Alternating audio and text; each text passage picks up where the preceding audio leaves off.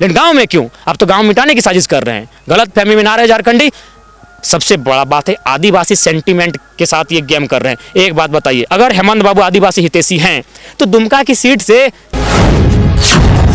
कहाँ है झारखंड? सोचना होगा जनता को। ये हम कितना बताएंगे? हम भी एक छोटा सा स्टूडेंट हैं, क्या पता कोई हमको टारगेट करे कहीं शूट करवा दे। सर मैं तिरंगा मैं इसलिए लिया हूँ कि हमें कुछ नहीं चाहिए, मुझे कपड़ा लता रोजगार कुछ नहीं चाहिए। अगर 1932 हमें मिल जाएगा ना, झारखंड लागू अगर झारखंड में हो जाएगा तो सब झारखंडी भाई बहन का कपड़ा ओहे का 1932 और 1932 खान तनी सुन विधानसभा में बोल रहे नहीं कि भाई हम अध्ययन कर। अरे भाई तो कोरान खेले लगी का अध्ययन करे लगी भाई, बहुत हम इनके बेवकूफ बनाता है। तो सीधे सीधे 1932 कर यार, बेवकूफ बनाए लगा कि अध्ययन का अध्ययन करे तो स्कूल में ही का यार। तो क्या हम बेटा थी बना दिलिए मुख्यमंत्री राज संभाले दे देगा और अध्ययन करे लगी एखन ले भाई, अध्ययन करके गद्दी में बैठना चाहिए नहीं है तो क्या मान के चल बोलना चाहिए था। हाँ मान के ना अध्ययन, अगर उसको अध्ययन नहीं था तो काहे मुख्यमंत्री बना है? जब बेटा तुम नहीं हमको अध्ययन करने का मौका नहीं मिला तो मुख्यमंत्री तुम काहे हो? अब अध्ययन करके जाना चाहे कि हम बोले थे कि हम 1932 लागू करने, काहे कह दिया था तुम हैं? अब जब औकात नहीं है कि हम अध्ययन करेंगे, बेवकूफ बना रहा है। हम बोल देते हैं हेमंत सोरेन से तुम बेवकूफ बनाना बंद कर दो, नहीं तो हम लोग नौजवान उलगुलान कर चुके हैं और हम लोग कुछ भी करने के लिए तैयार है, चाहे जान जाए। हम एगो कहावत कहना चाहते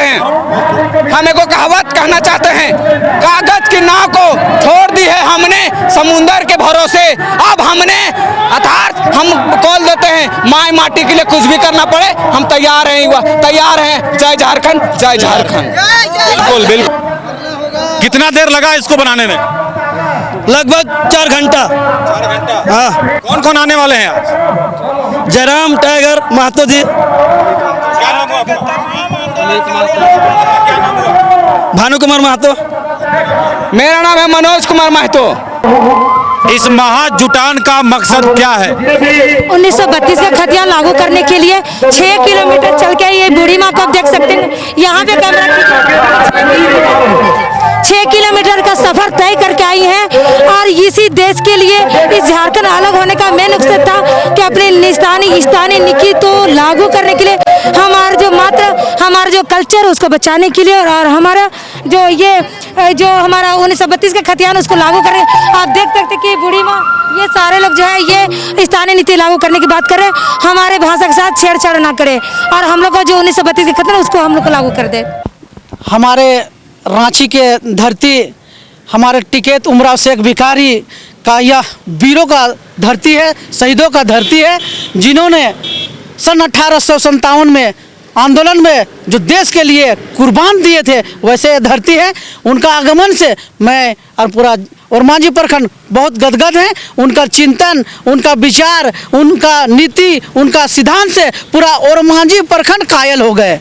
मैं कहना चाहता हूं कि जयराम महतो की तरह हम लोग चाहते हैं पूरा झारखंड में 81 विधानसभा में उसके तरह एक लीडर जिस दिन आ जाएगा, झारखंड का विकास करने से कोई नहीं रोक पाएगा। और स्थानीय नियोजन नीति हो चाहे 1932 का खतियान हो तभी लागू होगा। जब ऐसे नेता जब विधानसभा में जाएंगे तभी हमारा झारखंड का विकास होगा। शिव टहल नायक, झारखंड प्रदेश दलित संघर्ष समिति अध्यक्ष। क्योंकि झारखंड के लोगों ने खासकर जब कोरोना काल आया तो जब पेपर छपा तो उस पेपर में लिखा था 12 लाख प्रवासी मजदूर बाहर के राज्यों से झारखंड आए हैं।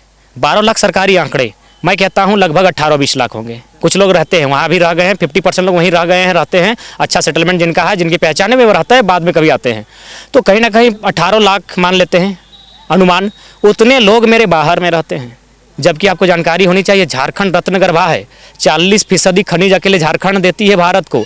अगर उसका रेवेन्यू सिर्फ हमें वापस मिल जाए, उस रेवेन्यू से अगर विकास के काम हो जाए तो मेरा झारखंड तेलंगाना और तमिलनाडु के तर्ज पर एक विकसित राज्य बन जाएगा। जानकारी होनी चाहिए तमिलनाडु में जो रेलवे का ग्रुप डी का जॉब होता है उसको लोग वैकेंसी तक नहीं भरते हैं। तो अगर झारखंड में सिर्फ मेरी रेवेन्यू मुझे रिटर्न आ जाए रेवेन्यू के तौर पर तो मेरा झारखंड बहुत विकसित हो जाएगा। जो लोग आज 18 लाख बाहर में हैं वे अपने खेतों के सामने, अपने खलिहान के सामने, अपने बीवी बच्चों परिवार के सामने जॉब करेंगे और एक अच्छा जीवन जिएंगे। तो इन चीज़ों को सबने देखा। एक छोटी बहन भी है तो देख रहा है मेरा भाई प्रदेश में है, राखी के टाइम बहन नहीं आ रही है, कर्मा के टाइम बहन नहीं दिख रहा, भाई नहीं दिख रहा है, कोई भी फंक्शन होता है तो बहन को भाई का याद आ रहा है। तो बहन देख रही है कि भाई ऐसा क्यों, बाहर यूपी बिहार बंगाल के लोग यहाँ नौकरी कर रहे हैं और मेरा भाई प्रदेश में खट रहा है। माँ भी देख रही है कि मेरा बेटा प्रदेश में है, कोई पर्व त्योहार में नहीं आ रहा है, पीठा खाने नहीं आ रहा है, अरसा पीठा नहीं खा रहा है, खापर पीठा नहीं खा रहा है, तो माँ भी रो रही है।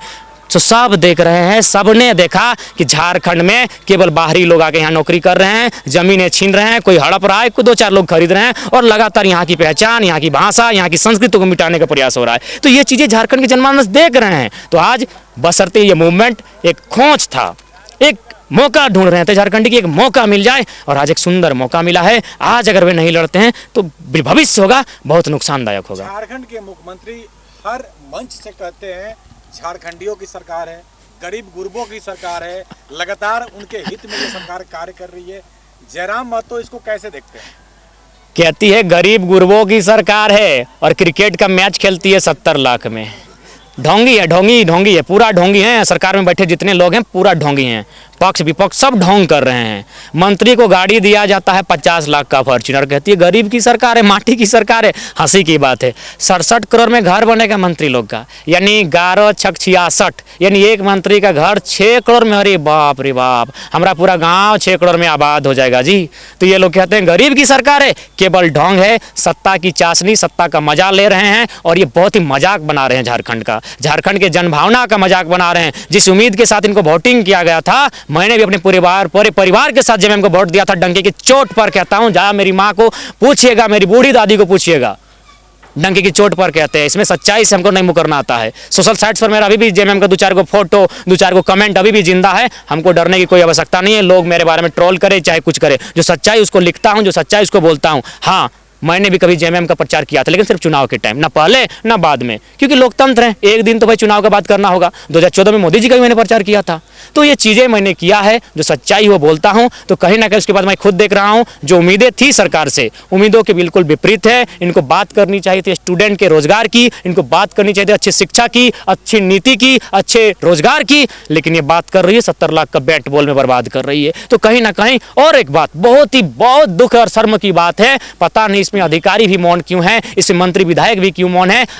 मैं चाहूंगा तमाम साहसी न्यूज चैनल से आप कभी कोयलांचल का दौरा करें और देखें कोयले की काली कमाई कहां तक जा रही है।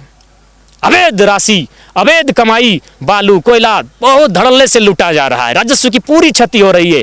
मैं सरकार से संदेश देना चाहूंगा, आप सोए हैं, राजस्व नुकसान हो रहा है। अरे आप झांकिए क्या हो रहा है राज्य में, लगातार लूट खसोट हो रहा है राज्य में और आप शांत हैं।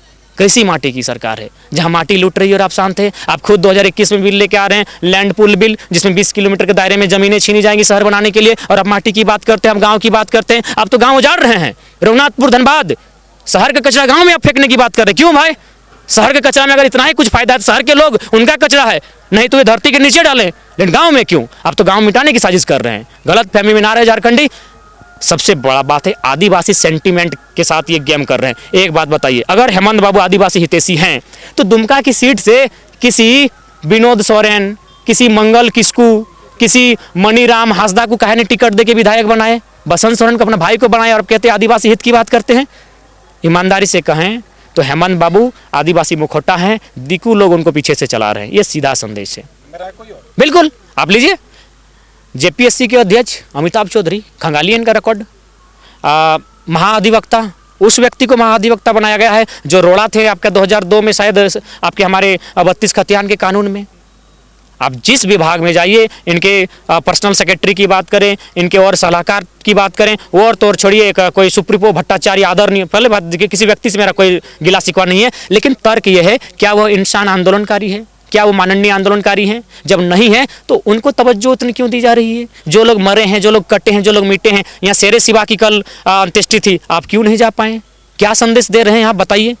शेरे सिवा जिन्होंने गुरुजी के साथ कदम से कदम मिलाकर झारखंड आंदोलन को लड़ा है, और लोग यह भी कहते हैं कि बीच में गुरुजी, विनोद बाबू और एके राय थोड़ा सा बंट गए थे, शेरे सिवा ने मध्यस्थता किया था, वे मीडिएटर बन के शेरे सिवा ने झारखंड को तोड़ने से बचाया था और जोड़ने का काम किया था विनोद बाबू के देहांत के बाद। आज वो शेरे सिवा स्वर्लोक सिधार गए, परलोक सिधार गए, और आपके दो शब्द भी नहीं निकले शेरे सिवा को लेकर।